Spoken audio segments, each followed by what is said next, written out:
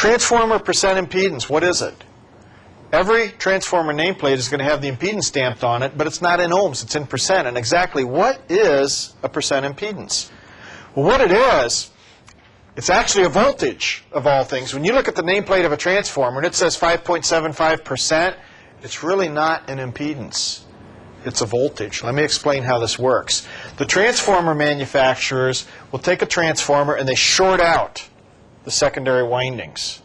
Now, it's a non-destructive test. When they short it out, it's not energized. That would be pretty impressive if it was energized. They're not going to do that. They short out the secondary windings. They determine what is the full load current rating of the transformer on the secondary.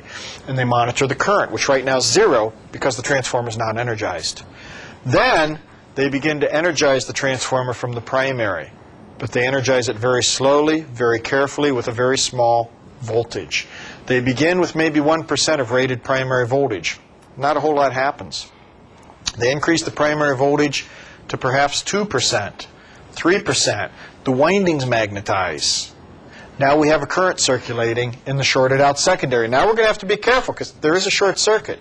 They increase the voltage from 3% to perhaps 4%.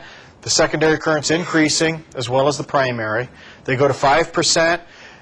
Eventually they're going to reach a voltage on the primary, not a big voltage, but they'll reach a voltage on the primary where the current circulating in the shorted out secondary is equal to the full load current rating of the transformer.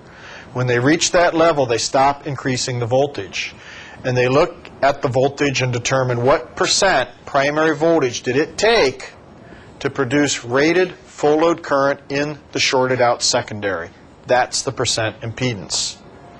And what catches people off guard is, how can we say that a percent voltage is a percent impedance? Isn't there supposed to be a current in there? Isn't it current times impedance equal to voltage?